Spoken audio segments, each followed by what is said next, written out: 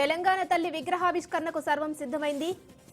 ఈ నెల 9న సెక్రటేరియట్లో సీఎం రేవంత్ తెలంగాణ తల్లి విగ్రహావిష్కరణ చేయనున్నారు. ఆకుపచ్చ చీర, మెడలో కంటే బంగారు ఆభరణాలతో తెలంగాణ తల్లిని తీర్చిదిద్దారు. ఎడమ చేతిలో వరి, మొక్కజొన్న, సజ్జ కంకులను పట్టుకుని తెలంగాణ ఔన్నత్యాన్ని చాటుతున్నట్టు తెలంగాణ తల్లిని రూపుదిద్దారు.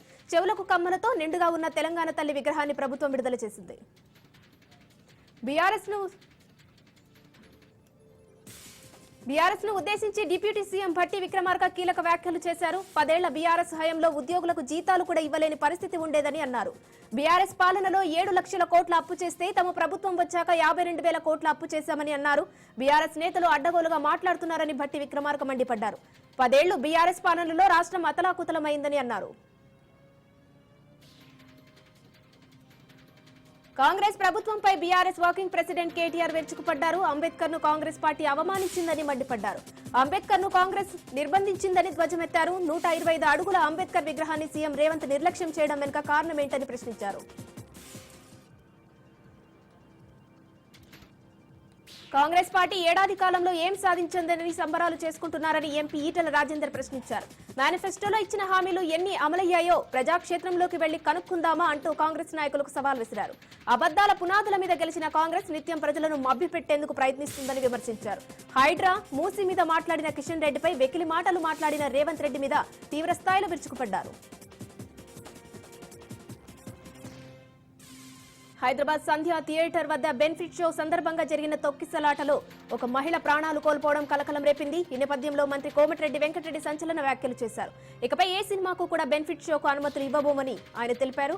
నగరంలో బెనిఫిట్ షోలు వేయడం వల్ల శాంతి భద్రతలకు విఘాతం కలుగుతుందని కోమటిరెడ్డి అన్నారు. కుటుంబంతో కలిసి సరదాగా సినిమా చూసేందుకు వచ్చిన వారు తమ కుటుంబ సభ్యురాల్ని కోల్పోవడం తనను ఎంతో బాధించిందని తెలిపారు. బీఆర్ఎస్ ఎమ్మెల్యేలు, పార్టీ నేతల అక్రమ అరెస్టులకు నిరసనగా ట్యాంక్ బండ్ వద్ద ధర్నాకు బీఆర్ఎస్ పిలుపునిచ్చింది. ఈ నేపథ్యంలో రాష్ట్ర వ్యాప్తంగా పోలీసులు అలర్ట్ అయ్యారు. బీఆర్ఎస్ ఎమ్మెల్యేలు, ముఖ్య నేతలను ఇళ్ల వద్ద పోలీసులు మోహరించారు. నేతల ఇంటి వద్ద ఎక్కడికక్కడ గృహ నిర్బంధం చేశారు. బీఆర్ఎస్ ఎమ్మెల్యేలు, ముఖ్య నేతలు బయటకు రాకుండా పోలీసులు పూర్తి స్థాయిలో కాపలా కాస్తున్నారు.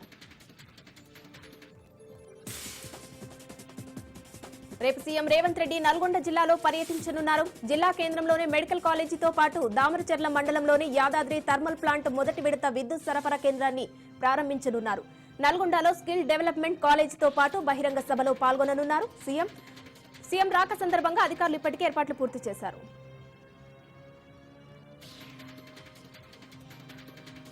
టెక్నాలజీ మన జీవితంలో భాగమైందని ఏపీ సీఎం చంద్రబాబు అన్నారు. టెక్నాలజీ వల్ల పారదర్శకత, జవాబుదారీతనం పెరుగుతోందన్న ఆయన సాంకేతికతతో అనేక మార్పులు వస్తున్నాయన్నారు. విశాఖపట్నంలో జరుగుతున్న డీప్ టెక్ సమ్మిట్ 2024లో పాల్గొన్న Chandrababu AI, MI, quantum computing తో ఆర్థిక, విద్య, వైద్య రంగాల్లో మార్పులపై ఏర్పాటు చేసిన ఎగ్జిబిషన్ ను పరిశీలించారు. స్వర్ణాంధ్రప్రదేశ్ 2047లో 15% వృద్ధి రేటును లక్ష్యంగా పెట్టుకున్నామని చంద్రబాబు తెలిపారు. జనాభా ఇప్పుడు ఆస్తిగా పరిగణించే పరిస్థితులు ఏర్పడ్డాయని, పాపులేషన్ మేనేజ్మెంట్ అనేది ఇప్పుడు చాలా కీలకంగా మారిందని సూచించారు. వైసీపీ ఎంపీ విజయసాయిరెడ్డి ఆసక్తికర ట్వీట్ చేశారు. సీఎం చంద్రబాబు నాయుడిని ఉద్దేశిస్తూ యువరాష్ట్రమైన ఆంధ్రప్రదేశ్ కు 75 ఏళ్ల వృద్ధుడు నాయకత్వం వహించలేరన్నారు. నేషనల్ పాపులారిటీ వయస్సు రీత్యా రాష్ట్రానికి నాయకత్వం వహించే సామర్థ్యం డిప్యూటీ సీఎం పవన్ కళ్యాణ్ కు ఉందని విజయసాయిరెడ్డి అభిప్రాయపడ్డారు. ఏపీలోని ఎన్డీఏ పార్టీల నాయకుల్లో అత్యంత ఆదర్శవంతమైన వ్యక్తి జనసేన అధినేత పవన్ అని ఆయన కొనియాడారు. విజయసాయిరెడ్డి చేసిన ఈ ట్వీట్ ఇప్పుడు సోషల్ మీడియాతో వైరల్ అవుతుంది. దీనిపై జనసేన శ్రేణులు తమదైన శైలిలో స్పందిస్తున్నారు. వైసీపీ రాజ్యసభ సభ్యుడు విజయసాయిరెడ్డిపై టీడీపీ నేత బుద్దా వెంకన్న తీవ్రస్థాయిలో ధ్వజమెత్తారు. విజయసాయిరెడ్డికి మానవ విలువలు తెలియవని ఘాటు వ్యాఖ్యలు చేశారు. వైసీపీ నేతలకు భయపడి ఆనాడు బయటకి వచ్చేందుకు ఎవరూ ధైర్యం చేయలేదు. ఇప్పుడు వాళ్లంతా తమకు జరిగిన అన్యాయాలను బాబుకు విన్నవిస్తున్నారన్నారు. జగన్ కు విజయసాయిరెడ్డికి కులపిచ్చి ఉందేమోనని ఎద్దేవా చేశారు.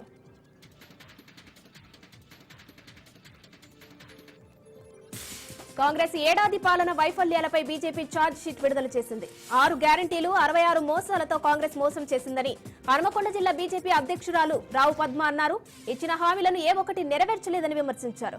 రైతులను కాంగ్రెస్ ప్రభుత్వం నట్టేట ముంచిందని అన్నారు. కాంగ్రెస్ ప్రభుత్వం ఏం చేసిందని, విజయోత్సవాలు చేస్తుందో చెప్పాలని ప్రశ్నించారు. అప్పులు చేయడంలో తెలంగాణ ప్రభుత్వం రైజింగ్ లో ఉందని రావు పద్మ అన్నారు. కృష్ణా జిల్లా వెనిగండ్ల గ్రామంలోని పలు ప్రాంతాలను మున్సిపల్ కమిషనర్ శ్రీనివాసరావుతో కలిసి ఎమ్మెల్యే పరిశీలించారు. ద్విచక్ర వాహనంపై తిరుగుతూ పారిశుద్ధ్య పరిస్థితులపై సూచనలు చేశారు. పట్టణ ప్రజలకు పారిశుద్ధ్య విషయంలో ఎటువంటి ఇబ్బందులు తలెత్తకూడదని కమిషనర్ను ఆదేశించారు. అనంతరం గుడివాడలోని అన్నా క్యాంటీన్లను పరిశీలించి సిబ్బందికి తగు సూచనలు చేశారు. దళితుల అభ్యున్నతి కోసం గత ప్రభుత్వం అనేక పథకాలు ప్రవేశపెట్టిందని ఎమ్మెల్యే తాటిపర్తి చంద్రశేఖర్ అన్నారు. అందులో భాగంగానే 20 ఏళ్లు నిండిన స్థలాన్ని రిజిస్ట్రేషన్ చేసుకునే వెసులుబాటు కల్పించిందని తెలిపారు. అయితే ప్రస్తుతం అధికారంలోకి వచ్చిన తర్వాత రిజిస్ట్రేషన్లలో అవకతవకలు జరిగాయని కారణం సాకుగా చూపి వాటిని రద్దు చేసే ప్రయత్నాలు చేస్తుందని ఆరోపించారు.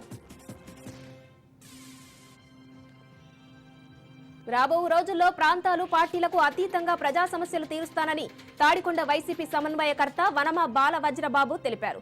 2 వీలర్స్ తో వద్దామని అనుకుంటే పోలీసులు అడుగడుగున ఆపుతున్నారని ఆగ్రహం వ్యక్తం చేశారు. అధికార పార్టీకి అండగా ఉంటూ పోలీసులు నడుచుకూడదని సూచించారు.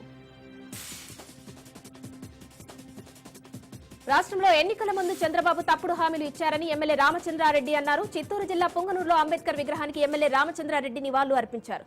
గతంలో కూడా చంద్రబాబు ఇలాగే మోసం చేశారని అన్నారు. హామీలపై ప్రశ్నించిన వారిని వేధింపులకు గురి చేస్తున్నారని ఆరోపించారు. బుడమేరు వరద, బోట్లు అడ్డు, శ్రీవారి లడ్డు, రేషన్ బియ్యం అంటూ డైవర్షన్ పాలిటిక్స్ చేశారని అన్నారు.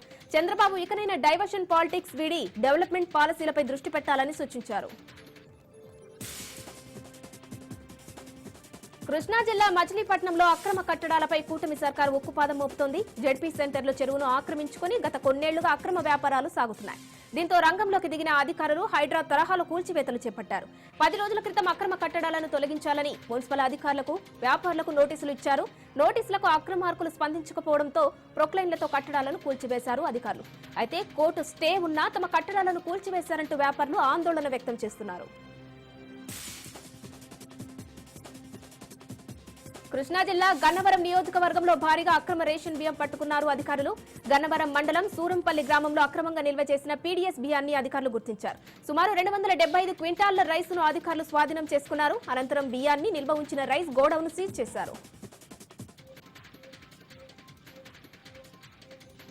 ఎన్నో రోజులుగా పరిష్కారానికి నోచుకొని రైతుల సమస్యలు పరిష్కరించేందుకు ప్రభుత్వం గ్రామ సభలను ప్రతిష్టాత్మకంగా చేపట్టింది. దీనిలో భాగంగా బాపట్ల జిల్లా గవినివారిపాలెంలో ఏర్పాటు చేసిన రెవెన్యూ సదస్సులో జిల్లా కలెక్టర్ వెంకటమురళి హాజరయ్యారు. రైతులకు సంబంధించిన పొలాలు, సర్వేలకు సంబంధించిన సమస్యలపై అర్జీలు స్వీకరించారు. అర్జీలు ఇచ్చిన రైతు సమస్యలను త్వరగా పరిష్కరించాలని అధికారులను కలెక్టర్ వెంకటమురళి ఆదేశించారు.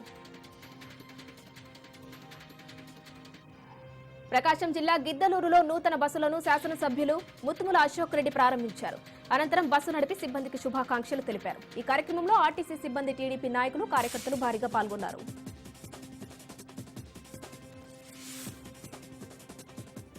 ఎన్టీఆర్ జిల్లా గన్నవరం మాజీ ఎమ్మెల్యే వల్లభనేని వంశీకి షాక్ తగిలింది.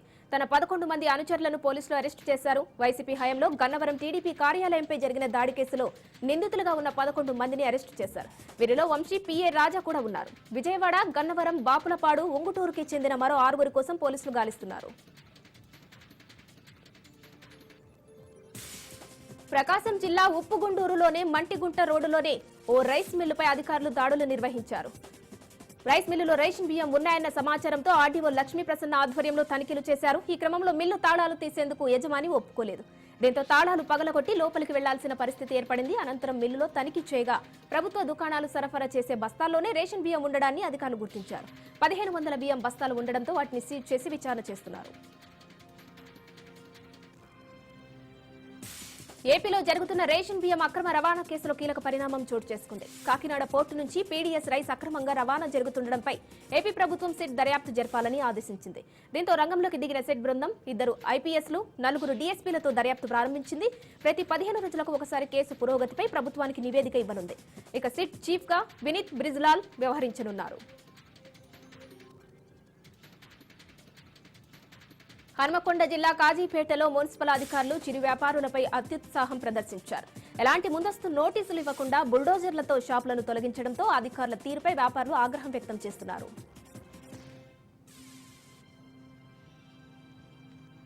నేటి నుంచి ములుగు జిల్లా ఏటూరు నాగారంలో 2 రోజుల పాటు సిపిఎం జిల్లా 2వ మహాసభలు జరగనున్నాయి. సిపిఎం 2వ జిల్లా మహాసభలకు పార్టీ నాయకులు పెద్ద ఎత్తున ఏర్పాట్లు చేశారు. ఏటూరు నాగారం బస్టాండ్ నుంచి వై జంక్షన్ వరకు సిపిఎం జెండాలను అలంకరించారు. ఈ సందర్భంగా వై జంక్షన్, ఐటీడీఏ కార్యాలయం, బస్టాండ్ వద్ద పార్టీ జెండాలను సిపిఎం నాయకులు ఎగరవేయనున్నారు. ఈ మహాసభలకు రాష్ట్ర కార్యదర్శి తమ్మినేని వీరభద్రం హాజరు కానున్నారు. ములుగు జిల్లా చెల్పాక అడవుల్లో మావోలకు విషమిచ్చి అతి కిరాతకంగా చంపారని మావోయిస్టు పార్టీ రాష్ట్ర అధికార ప్రతినిధి జగన్ ఆరోపించారు. తెలంగాణ మావోయిస్టు పార్టీ రాష్ట్ర అధికార ప్రతినిధి జగన్ పేరిట ఓ లేఖను విడుదల చేశారు. ఈ లేఖలో జగన్ పలు కీలక వ్యాఖ్యలు చేశారు. నవంబర్ 30న 7గురితో ఉన్న తమ దళం చెల్పాక పంచాయతీలో ఉన్న వలస ఆదివాసీ వ్యక్తి ఇంటికి భోజనాలకు వెళ్లారని, ఆదివాసీ వ్యక్తి పోలీసులకు ఇన్ఫార్మర్ గా మారి మావోల భోజనాల్లో విషం కలిపాడని జగన్ తన లేఖలో పేర్కొన్నారు. 7గురు మావోయిస్టులను పోలీసులు చిత్రహింసలు పెట్టి అతి దగ్గర నుండి కాల్చి చంపారని ఆరోపించారు. ఈ ఎన్కౌంటర్ కు నిరసనగా డిసెంబర్ 9న తెలంగాణ రాష్ట్ర బంద్కు పిలుపునిస్తున్నట్లు ఆయన ప్రకటించారు. విజయవాడలో గంజాయి బ్లేడ్ బ్యాచ్ రెచ్చిపోతున్న వారి ఆగడాలకు పోలీసులు కళ్లెం వేయలేకపోతున్నారు.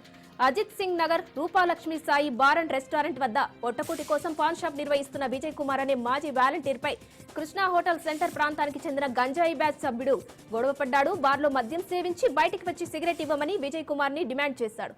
డబ్బులు ఇవ్వమని అడిగితే నన్నే డబ్బులు అడుగుతావా అంటూ చొక్కా పట్టుకుని షాప్లో నుంచి బయటకు ఈడ్చుకొచ్చి దాడి చేశాడు. పోలీసులు నన్నేం చేయలేరు అంటూ మాజీ వాలంటీర్ పై పిడిగుద్దులు కురిపించాడు. ఉమ్మడి ఖమ్మం జిల్లా చెర్ల మండలంలో ఆదివాసీ యువజన సంఘం ఆధ్వర్యంలో రాస్తా రోకో నిర్వహించారు.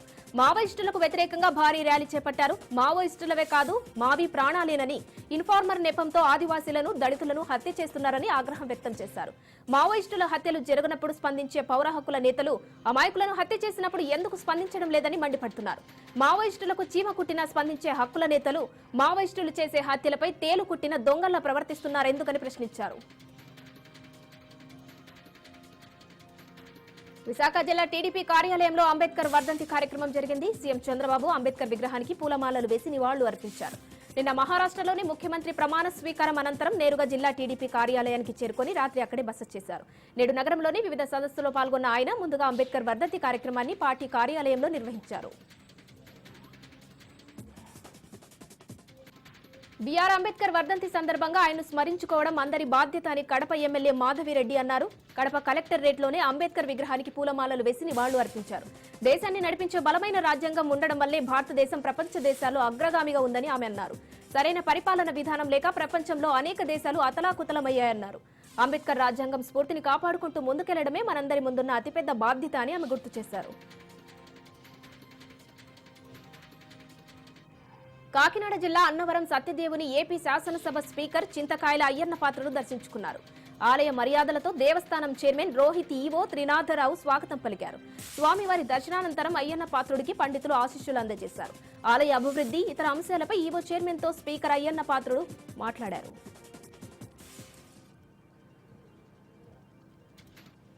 తెలంగాణ ప్రజలు ఇందిరమ్మ రాజ్యానికి పట్టం కట్టారని మంత్రి పొంగులేటి శ్రీనివాసరెడ్డి అన్నారు. ఇవాళ తిరుమల శ్రీ వెంకటేశ్వర స్వామిని పొంగులేటి దర్శించుకున్నారు. వీఐపీ విరామ సమయంలో కుటుంబ సమేతంగా స్వామివారి సేవలో పాల్గొని మొక్కులు చెల్లించుకున్నారు. దర్శన అనంతరం రంగనాయకుల మండపంలో పండితులు వేదాశీర్వచనం అందించగా ఆలయ అధికారులు స్వామివారి తీర్థ ప్రసాదాలు అందజేసి పట్టు వస్త్రంతో సత్కరించారు. తిరుమల శ్రీవారిని ఏపీ కార్మిక శాఖ మంత్రి వాసంశెట్టి సుభాష్, ఎమ్మెల్యే సోమిరెడ్డి, చంద్రమోహన్ రెడ్డి దర్శించుకున్నారు. ఇవాళ వీఐపీ విరామ సమయంలో కుటుంబ సమేతంగా స్వామివారి సేవలో పాల్గొని మొక్కులు చెల్లించుకున్నారు.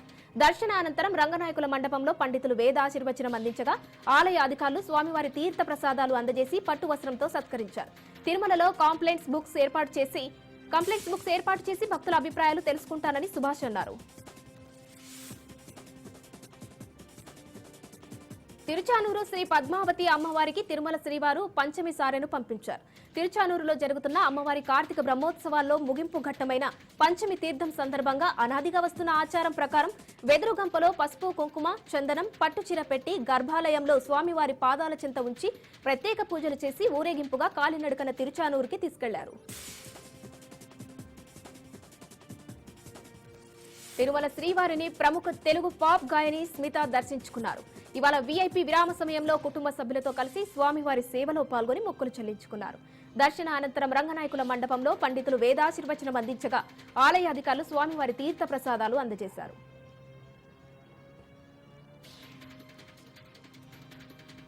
ఇంద్రకీలాద్రి అమ్మవారిని కేంద్ర మంత్రి సురేష్ గోపి దర్శించుకున్నారు. ఆలయ మర్యాదలతో అధికారులు స్వాగతం పలికి వారికి అమ్మవారి దర్శనం కల్పించారు. అనంతరం అమ్మవారి శేషవస్త్రం, ప్రసాదం, చిత్రపటాలని అందజేశారు.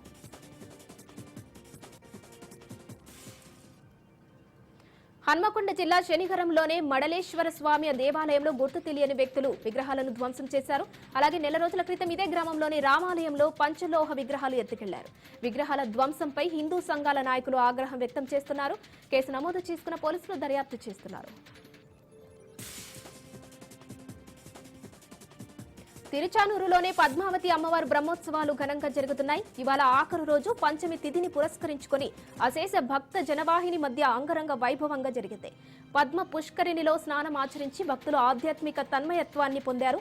ముందుగా పంచమి తీర్థ మండపంలో అమ్మవారికి చక్ర తల్వార్కు వేడుకగా స్నప్న తిరుమంజనం నిర్వహించారు. పాలు, పెరుగు, తేనె, కొబ్బరి నీళ్లు, పసుపు, చందనాలతో అభిషేకం చేశారు. ఈ సందర్భంగా అమ్మవారికి అలంకరించిన పూలమాలలు, కిరీటాలు భక్తులకు కనువిందు చేశాయి. తూర్పుగోదావరి జిల్లా నిడదవోలు పోలీస్ సర్కిల్ కార్యాలయం, police station Eluru range IG Ashok Kumar తనిఖీ చేశారు. కోరుకొండ సర్కిల్లోని ఏజెన్సీ గ్రామాల్లో గంజాయిని అరికట్టేందుకు జిల్లా పోలీసుల ఆధ్వర్యంలో నిఘాను ఏర్పాటు చేసినట్టు ఐజీ అశోక్ కుమార్ తెలిపారు. అదేవిధంగా వివిధ రాష్ట్రాల నుండి గంజాయి స్మగ్లర్ స్థావరాలను ఏర్పాటు చేసుకున్నట్టు తెలిపారు. కడప జిల్లా పులివెందుల నియోజకవర్గం లింగాలలో పులి కలకలం రేగింది. ఇటీవల తాతిరెడ్డిపల్లెలో కనిపించిన పులి ఇవాళ లింగాల గ్రామంలోని ఎస్సీ కాలనీలో కనిపించింది. దీంతో లింగాల గ్రామ ప్రజలు భయాందోళనకు గురవుతున్నారు. ఫారెస్ట్ అధికారులు తక్షణమే చర్యలు తీసుకోవాలని స్థానికులు కోరుతున్నారు. మంచిర్యాల జిల్లాలో పెద్ద పులి సంచారం కలకలం రేపుతుంది. భీమిని మండలం చెన్నాపూర్ గ్రామ శివారులో రైతులకు పెద్ద పులి కనిపించడంతో వారు చెట్టి ఎక్కి ప్రాణాలు దక్కించుకున్నారు. అనంతరం అటవీశాఖ అధికారులకు సమాచారం ఇచ్చారు. పులి సంచారాన్ని అటవీశాఖ అధికారులు కూడా నిర్ధారించారు. దీంతో అప్రమత్తంగా ఉండాలని ప్రజలకు అవగాహన కల్పిస్తున్నారు. వ్యవసాయ పనులకు వెళ్లొద్దని రైతులను హెచ్చరిస్తున్నారు. అంబేద్కర్ కోనసీమ జిల్లాలో కిడ్నాప్ కలకలం రేపుతుంది. తూర్పుపాలెంలో బాలిక కనిపించకుండా పోవడంతో తల్లిదండ్రులు ఆందోళన చెందుతున్నారు. కేసనపల్లి హైస్కూల్లో గణిశెట్టి లక్ష్మీశ్రీ 10వ తరగతి చదువుతుంది. తూర్పుపాలెం గ్రామంలో చికెన్ షాప్ లో పనిచేస్తున్న దుర్గా, అతని భార్య స్వాతి బామ్మర్ది కిడ్నాప్ చేసినట్టుగా అనుమానిస్తున్నారు బాలిక పేరెంట్స్. తల్లిదండ్రుల ఫిర్యాదుతో కేసు నమోదు చేసుకున్న పోలీసులు సీసీ ఫుటేజ్ ఆధారంగా దర్యాప్తు చేస్తున్నారు. నంద్యాలలో పుష్ప 2 సినిమాను మాజీ ఎమ్మెల్యే శిల్పా రవి చూశారు. వైసీపీ కార్యాలయం నుంచి థియేటర్ వరకు అభిమానులతో ర్యాలీ నిర్వహించారు.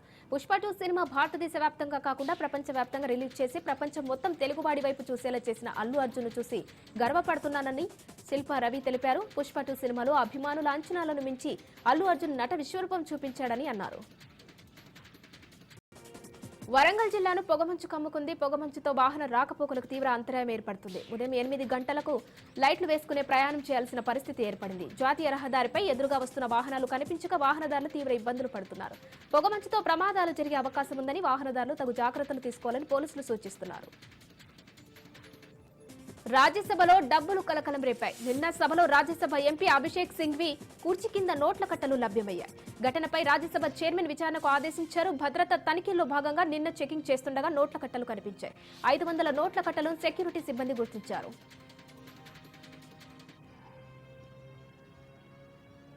పంజాబ్ రైతుల ఢిల్లీ మార్చ్ వాయిదా పడింది. రైతు సంఘం నేతలు భవిష్యత్ కార్యాచరణను ప్రకటించారు. శంభు సరిహద్దు దగ్గర భవిష్యత్ కార్యాచరణను ప్రకటించారు. ఇవాళ ఢిల్లీ మార్చ్ లో పోలీసులు జరిపిన కాల్పుల్లో 6 రైతులకు గాయాలు కావడంతో రైతు సంఘాలు ఈ కీలక నిర్ణయం తీసుకున్నాయి. చర్చల కోసం కేంద్రానికి సమయం ఇచ్చారు. రైతు డిమాండ్లపై కేంద్రం నిర్ణయం తీసుకోకపోతే ఆదివారం మధ్యాహ్నం 12 గంటలకు ఢిల్లీ మార్చ్ ఉంటుందని వెల్లడించారు.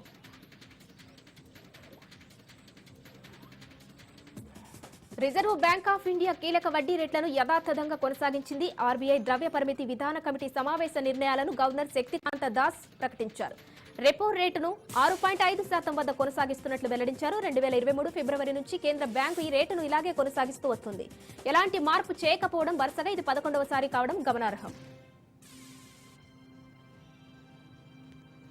దేశీయ స్టాక్ మార్కెట్లు ఈ రోజు స్వల్ప నష్టాల్లో ముగిశాయి. 5 రోజుల లాభాలకు బ్రేక్ పడింది. ఆర్బీఐ పరపతి విధాన సమీక్ష నిర్ణయాలు ఇన్వెస్టర్లను మెప్పించలేకపోయాయి. ఈ క్రమంలో మార్కెట్లు నష్టాల్లో ముగిశాయి. ఈ రోజు ట్రేడింగ్ ముగిసే సమయానికి సెన్సెక్స్ 56 పాయింట్ల నష్టంతో 81,709 వద్ద ముగిసింది. నిఫ్టీ 30 పాయింట్లు కోల్పోయి 24,677 వద్ద స్థిరపడింది. అడిలైడ్లోని ఓవల్ వేదికగా భారత్ ఆస్ట్రేలియా జట్ల మధ్య రెండో టెస్ట్ మ్యాచ్ జరుగుతుంది. ఈ పింక్ బాల్ టెస్ట్ మొదటి రోజు ఆటలో అనుకోని అవాంతరం ఏర్పడింది. ఆస్ట్రేలియా ఇన్నింగ్స్ సందర్భంగా 2 సార్లు మైదానంలోకి ఫ్లడ్ లైట్లు బంద్ అయ్యాయి. దీంతో మైదానం మొత్తం చీకటిమయమైంది. ఇలా 2 సార్లు జరిగింది, అది కూడా ఒకే ఓవర్లో. దీంతో అభిమానులతో పాటు ఆటగాళ్లు కూడా కాస్త అసహనానికి గురయ్యారు.